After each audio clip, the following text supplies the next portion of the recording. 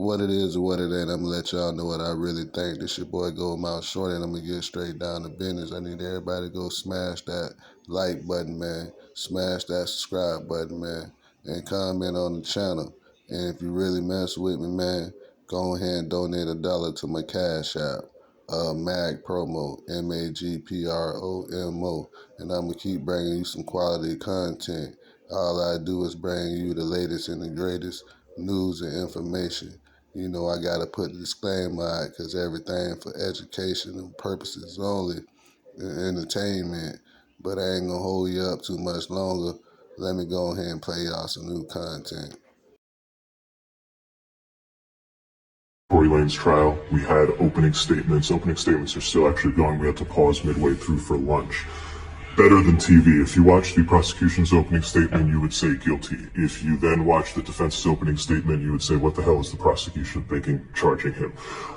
Basically, the prosecution started with this story. They said that, hey, they're all at the party, and Tory is leaving the party with Meg. They're in the car, and an argument breaks out, during which Meg says and insults his skills as a rap artist. This leads to a situation where she gets out of the car, and he shoots at her feet and yells, "Dance bitch," and then she ends up at a hospital, and a doctor takes out 3 fragments of bullet wounds from her foot.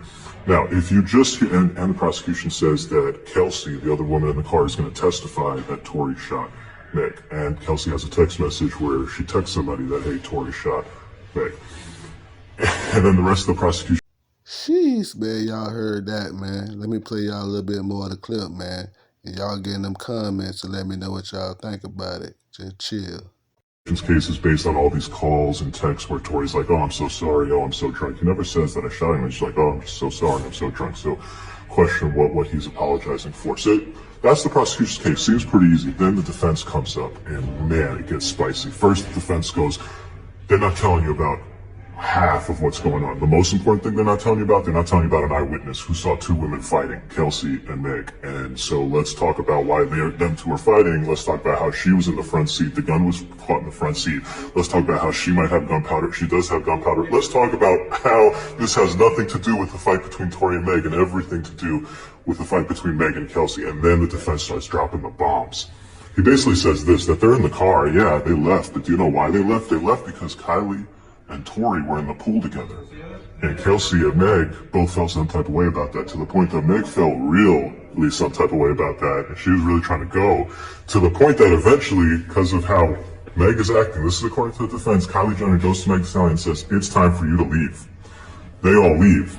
The defense's point is what happens in the car is this. Tory questions Kelsey, hey Kelsey, why are you backing up Meg for me trying to, get it on with Kylie Jenner? Meg has been snaking men from you your whole life. I hooked up with you, Kelsey, and then Meg went behind your back and hooked up with me. And, Kelsey, this is not the first time. You had been hooking up with Ben Simmons. Meg went behind your back and hooked up with Ben Simmons. You have been hooking up with the baby. Meg went behind your back and hooked up with the baby. And so the defense starts dropping all these grenades. The crowd is captivated. The jury's like, oh, what's going on? And there's every reason to believe that there could have been a fight here, not between Tory and Meg, but between Meg and Kelsey. And the shooting could have not been Tory. It could have been done by any one of the other people in that car. What does all of this mean? Well, I'll tell you a couple things. First, Corey Gamble, Kris Jenner's husband, is going to testify, so this will continue to be must-see TV.